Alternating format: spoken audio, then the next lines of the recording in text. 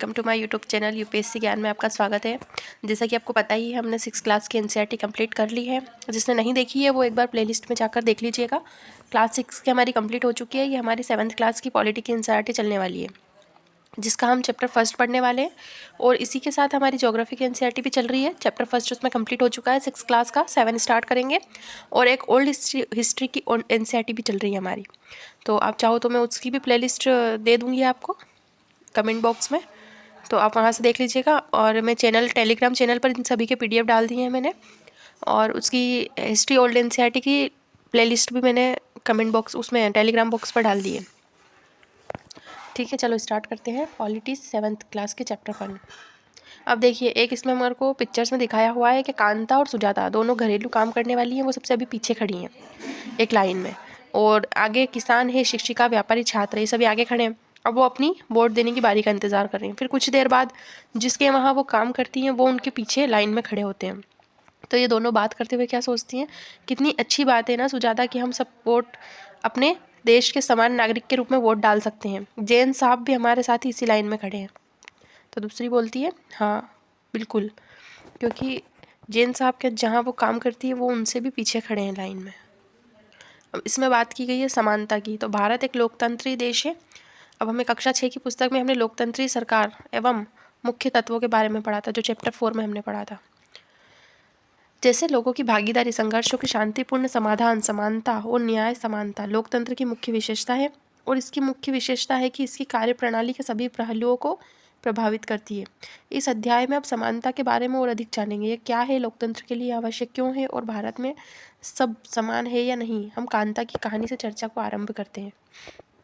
एक पिक्चर्स में देख लिया कि वो अब लाइन में खड़ी हैं वोट देने के लिए। अब उनका नंबर आता है, चल कांता अब तेरी बारी। मैं तो उसे वोट दूंगी जिसने हमारे मोहल्ले में पानी की पाइप लाने का वादा किया है। अब इस पिक्चर्स में वही जो कांता और सुजाता खड़ी थी उनके पीछे वाली लाइन ये है। तो इसमें जो अशोक जैन उद्योगपति है, उनके वहाँ वो काम करती है, वो सबसे पीछे खड़े हैं। लेकिन कुछ देर बाद ही जैसे ही वोट देकर बाहर आए तो उनके वहाँ वो काम करती है, तो वो बोलकर चले गए बाद में आना कांता। तो वो बोलती है जी साहब, नमस्ते साहब। तो गुड़िया बुखार में पड़ी है और उसे अस्पताल लेकर जाना है, पर पहले साहब के घर का काम करके आऊँ, उसके बाद उधार पैसे लूँगी। कांता बात, अब घर पर ले, यह पी ले, कुछ अच्छा लगेगा तुझे, और मैं जब शाम को लौटूंगी तो अस्पताल चलेंगे। उसकी बेटी से वो बोलकर चली जाती है, फिर बाहर जाती है। तो गुड़िया बार बार बीमार नहीं पड़ेगी तो क्या होगा, इस बस्ती में साफ सफाई ही नहीं होती है। अब जैसे ही वो उसके घर जाती है, कोनों कोनों में से उसके मालकिन उसको ऑर्डर देती है कि कोने कोने में से अच्छे से साफ करना। अब उसके बाद उसका काम हो जाता है तो उसको पैसे मांगने के लिए भी उसको बोला जाता है कि कांता ये ले तेरे पैसे, पर पहले से पैसे मांगने की आदत मत बना, समझी। तो कांता बोलती है जी मैडम, नहीं बनाऊंगी। अब उसी शाम को जब वो उसकी बेटी को लेकर हॉस्पिटल जाती है तो उसकी बेटी से कहती है बस जरा सी देर और बेटी। फिर जैन मैडम और जैन साहब वोट डालने के लिए लाइन में भले ही पीछे खड़े हो, पर अपने बच्चों के इलाज के लिए उनको लाइन में नहीं लगना पड़ता। तो ये यहाँ पर उसने असमानता वाली बात आ गई। अभी हम क्या पढ़ रहे थे, समानता, लेकिन अब यहाँ क्या है, अब नेक्स्ट टॉपिक है मताधिकार में समानता। कहानी का प्रारंभ कांता के वोट देने की लाइन में खड़े होने से होता है। पुनः उस विभिन्न लोगों की ओर देखो जो उसके साथ लाइन में खड़े हैं। कांता अपने मालिक अशोक को पहचान लेती है और अपने पड़ोसी छोटेलाल को भी। भारत जैसे एक लोकतंत्रीय देश में सब वयस्कों को मत देने का अधिकार है, चाहे उनका धर्म कोई भी हो, शिक्षा का स्तर या जाति कुछ भी हो, वे गरीब हो या अमीर हो। इसे जैसा कि आप पिछले वर्ष की पुस्तक में पढ़ चुके हैं, मतलब हमने 6 क्लास की एनसीईआरटी में पढ़ लिया था।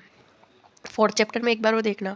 सार्वभौमिक व्यस्क मताधिकार कहा जाता है इसे, और यह भी लोकतंत्र का आवश्यक पहलू है। सार्वभौमिक व्यस्क मताधिकार का विचार समानता के विचार पर आधारित है, क्योंकि यह घोषित करता है कि देश का हर व्यस्क, स्त्री पुरुष, चाहे उसका आर्थिक स्तर जाति कुछ भी क्यों ना हो, एक वोट का हकदार है। कांता वोट देने के लिए बहुत उत्सुक है और यह देखकर बहुत खुश है कि वह अन्य सबके बराबर है, क्योंकि उन सबके पास एक ही वोट है। परंतु जैसे जैसे दिन बीतता जाता है, कांता के मन में समानता के वास्तविक अर्थ के बारे में शंका होने लगती है। वह क्या बात है जिसने कांता के मन में शंका पैदा कर दी। आओ उसके जीवन की दिनचर्या देखिए। वह एक झोपड़पट्टी में रहती है और उसके घर के पीछे एक नाला है।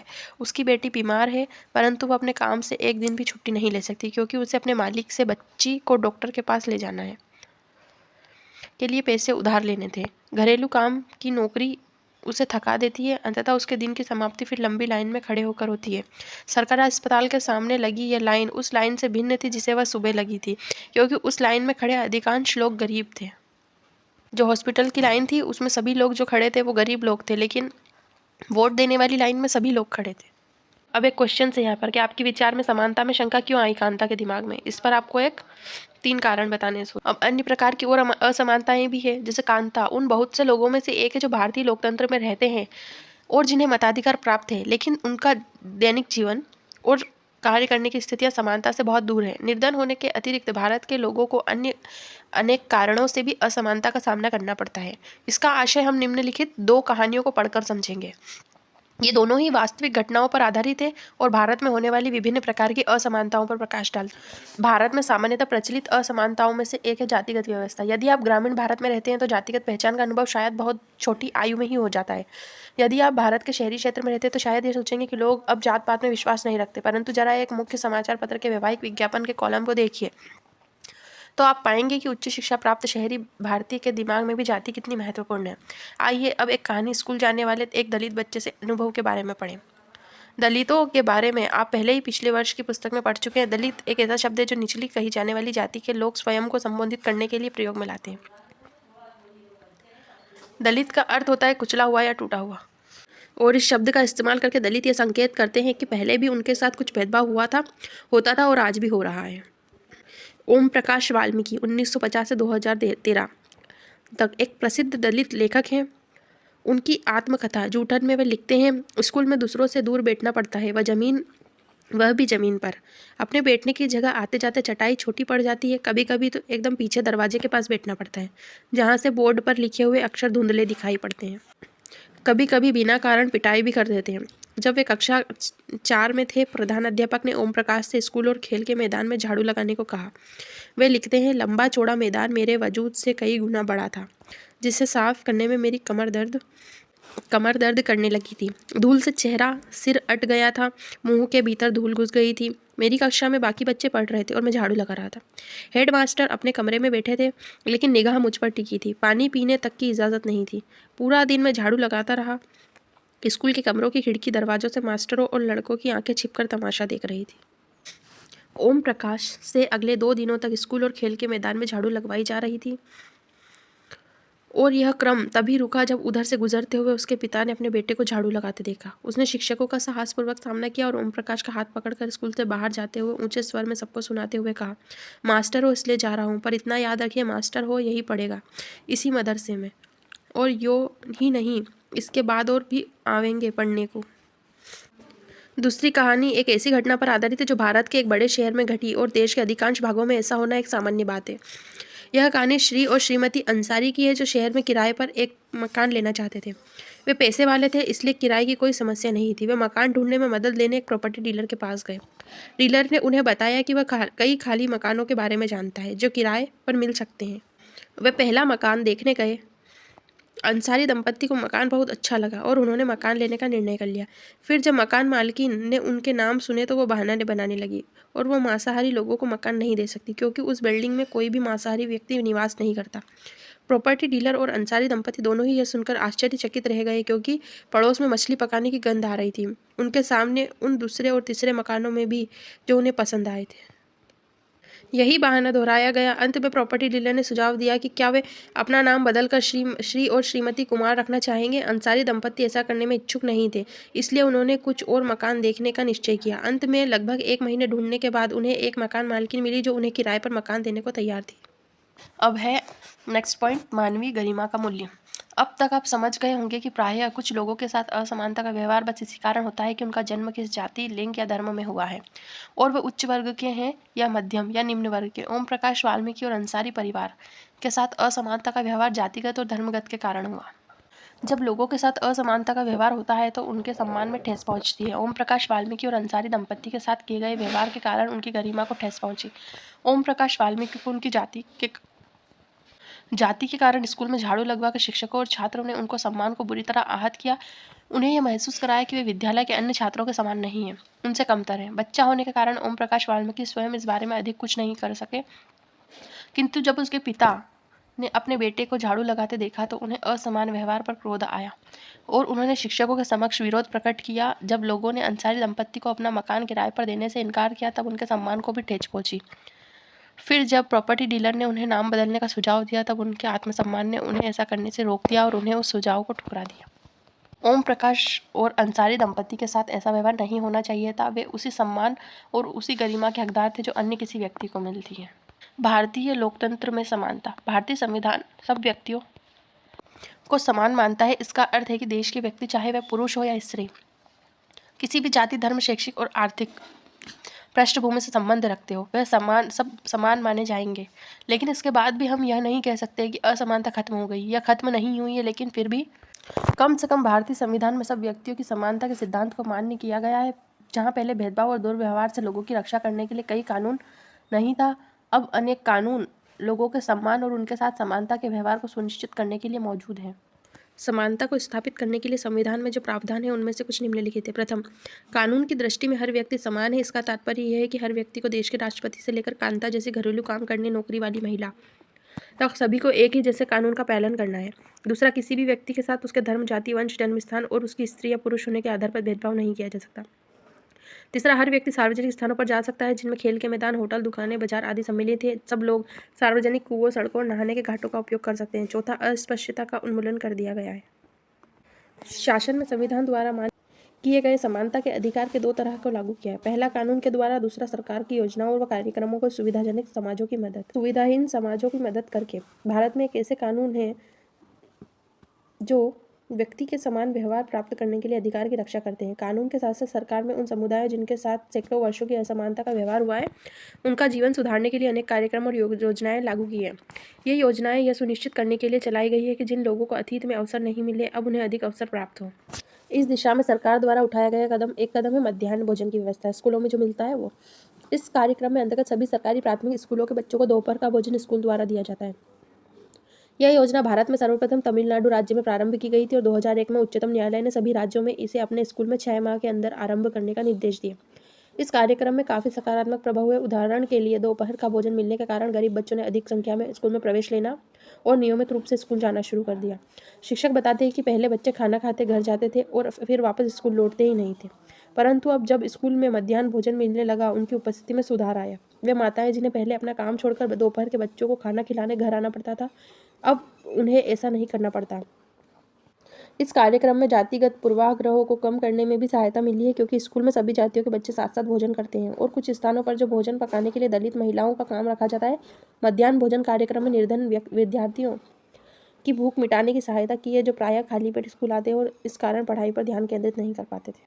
यद्यपि शासकीय कार्यक्रम अवसरों की समानता बढ़ाने में महत्वपूर्ण भूमिका निभा रहा है, किंतु अभी भी बहुत कुछ करने की आवश्यकता है। मध्याह्न भोजन कार्यक्रम ने निर्धन बच्चों को स्कूल में प्रवेश और उनकी उपस्थिति तो बढ़ा दी, लेकिन फिर भी इस देश में वे स्कूल जहाँ अमीरों के बच्चे जाते हैं, उन स्कूलों में बहुत अलग है। उन स्कूलों से बहुत अलग है जहाँ गरीबों के बच्चे पढ़ते हैं। आज भी देश में कई स्कूल हैं जिनमें ओम प्रकाश वाल्मीकि जैसे दलित बच्चों के साथ भेदभाव और असमानता का व्यवहार किया जाता है। इन बच्चों को ऐसी असमान स्थितियों में ढकेला जाता है जहाँ उनके सम्मान की रक्षा नहीं हो पाती। ऐसा इसलिए है क्योंकि कानून बन जाने के बाद भी लोग उन्हें समान समझने में इनकार कर देते हैं। इसका मुख्य कारण है कि दृष्टिकोण में बहुत धीरे धीरे परिवर्तन आया है। यद्यपि लोग ये जानते हैं कि भेदभाव का व्यवहार कानून में विरुद्ध है, फिर भी वे जाति, धर्म, अपंगता, आर्थिक स्थिति और महिलाओं से होने के आधार पर लोगों से असमानता का व्यवहार करते हैं। वर्तमान दृष्टिकोण को बदलना तभी संभव है जब लोग ये विश्वास करने लगे कि कोई भी कमतर नहीं है और हर व्यक्ति सम्मानजनक व्यवहार का अधिकारी है। प्रजातंत्री समाज में समानता स्थापित करना एक सतत संघर्ष है जिसमें व्यक्तियों और विभिन्न समाजों को सहयोग देना। इस पुस्तक में आप इसके बारे में और अधिक पढ़ेंगे। अन्य लोकतंत्रों में समानता के मुद्दे। शायद आप सोच रहे होंगे कि भारतीय लोकतंत्र ही ऐसा है जहां असमानता का अस्तित्व है और जहां असमानता के लिए संघर्ष जारी है। सच तो यह है कि संसार के अधिकांश लोकतांत्रिक देशों में समानता के मुद्दे पर विशेष रूप से संघर्ष हो रहे हैं। उदाहरण के लिए संयुक्त राज्य अमेरिका में अफ्रीकी अमेरिकन लोग, जिनके पूर्वज गुलाम थे और अफ्रीका से आए थे, वे आज भी अपने जीवन को मुख्य रूप से असमान बताते हैं। जबकि 1950 में अंतिम दशक में अफ्रीकी अमेरिकनों को समान अधिकार दिलाने के लिए आंदोलन हुआ था। इससे पहले अफ्रीकी अमेरिकनों के साथ संयुक्त राज्य में बहुत असमानता का व्यवहार होता है और कानून भी उन्हें समान नहीं मानता। उदाहरण के लिए बस से यात्रा करते समय उन्हें बस में पीछे बैठना पड़ता है। जब भी कोई गोरा आदमी बैठना चाहे, उन्हें अपनी सीट से उठ जाना पड़ता है। रोजा पार्क्स 1913 से 2005 एक अफ्रीकी अमेरिकन महिला है। 1 दिसंबर 1955 को दिन भर काम करके थक जाने के बाद बस में उन्होंने अपनी सीट एक गोरे व्यक्ति को देने से मना कर दिया। उस दिन उनके इनकार से अफ्रीकी अमेरिकनों के साथ असमानता को लेकर एक विशाल आंदोलन प्रारंभ हो गया, जो नागरिक अधिकार आंदोलन सिविल राइट्स मूवमेंट कहलाया। 1964 में नागरिक अधिकार अधिनियम के नस्ल, धर्म और राष्ट्रीय मूल्य के आधार पर भेदभाव को निषेध कर दिया। इसने यह भी कहा कि अफ्रीकी अमेरिकन बच्चों के लिए सब स्कूलों के दरवाजे खोले जाएंगे और उन्हें उन अलग स्कूलों में नहीं जाना पड़ेगा जो विशेष रूप से केवल उन्हीं के लिए खोले जाते हैं। इतना होने के बावजूद भी अधिकांश अफ्रीकी अमेरिकन गरीब हैं। अधिकतर अफ्रीकी अमेरिकन बच्चे केवल ऐसे सरकारी स्कूलों में प्रवेश लेने के सामर्थ्य रखते हैं जहां कम सुविधाएं हैं और कम योग्यताएं वाले शिक्षक हैं, जबकि गोरे विद्यार्थी निजी स्कूलों में जाते हैं और उन क्षेत्रों में रहते हैं जहां के सरकारी स्कूलों में स्तर निजी स्कूलों जैसा ही ऊंचा है। ये इम्पोर्टेंट है। अनुच्छेद 15 संविधान, भारत के संविधान के अनुच्छेद 15 के कुछ अंश बताए हुए इसमें। धर्म, मूल वंश, जाति, लिंग या जन्म स्थान के आधार पर विभेद में प्रतिषेध करना। राज्य किसी नागरिक के विरुद्ध केवल धर्म, मूल वंश, जाति, लिंग, जन्म स्थान या इनमें से किसी भी आधार पर कोई विभेद नहीं करेगा, है ना। कोई नागरिक केवल धर्म, मूल वंश, जाति, लिंग, स्थान, जन्म स्थान या इनमें से किसी के आधार पर दुकानों, सार्वजनिक भोजनालय, होटलों और सार्वजनिक मनोरंजन के स्थानों पर प्रवेश या पूर्णतः भागतः राज्य नीति से पोषित या साधारण जनता के प्रयोग के लिए समर्पित कुओं, तालाबों, स्नान घाटों, सड़कों और सार्वजनिक समागम के स्थानों के उपयोग के संबंध में किसी से निर्योग्यता, दायित्व, निर्बंधन या शर्त के अधीन नहीं होगा। लोकतंत्र की चुनौती। किसी भी देश को पूरी तरह से लोकतंत्री नहीं कहा जा सकता। हमेशा से ही ऐसे समुदाय और व्यक्ति होते हैं जो लोकतंत्र को नए अर्थ देते हैं और अधिक से अधिक समानता लाने के लिए नए नए सवाल उठाए हैं। इसके केंद्र में वह संघर्ष है जो व्यक्तियों को समानता और सम्मान दिलाने में पक्षधर है। इस पुस्तक में आप पढ़ेंगे कि किस तरह समानता का प्रश्न भारतीय लोकतंत्र में हमारे दैनिक जीवन में विभिन्न पहलुओं को प्रभावित करता है। इन पाठों को पढ़ते हुए विचार कीजिए और इन सब व्यक्तियों की समानता और आत्मसम्मान को ऊंचा रखने की भावना को लोग स्वीकार कर रहे हैं या नहीं। चैप्टर हो गया है हमारा कंप्लीट। तो ये क्वेश्चन हैं, ये क्वेश्चन आप सॉल्व करने की कोशिश करना। अभी हमने ऊपर पढ़ा था फर्स्ट वाले पेज में ही कि सार्वभौमिक व्यस्क मताधिकार क्यों महत्वपूर्ण है लोकतंत्र में, तो इसका आंसर आपको वहाँ पड़ जाएगा। उसके बाद अनुच्छेद 15 के बारे में हमने अभी पढ़ा, बॉक्स में जो दिया गया संविधान का, उसको वापस से पढ़ना है और 2 ऐसे तरीके बताए जिससे अनुच्छेद असमानता को दूर करता है। फिर एक हमने अभी पढ़ा था ओम प्रकाश वाल्मीकि और अनुभव अंसारी दंपति के अनुभव को किस प्रकार मिलाता है, वो भी पढ़ना है। तो ये सारे 5 क्वेश्चन है, ये आप सॉल्व करने की कोशिश करना। नहीं आता है तो मुझे कमेंट बॉक्स में कमेंट कर दीजिएगा, मैं आपको आंसर बता दूँगी। और मिलते हैं नेक्स्ट चैप्टर में, चैप्टर 2 में। अगर वीडियो अच्छा लगा हो तो लाइक करें, सब्सक्राइब करें, अपने दोस्तों के साथ शेयर करें और इसका PDF टेलीग्राम चैनल पर मिल जाएगा। पढ़ते रहिए, तब तक मिलते हैं नेक्स्ट चैप्टर में, चैप्टर 2 में। तब तक के लिए बाय बाय।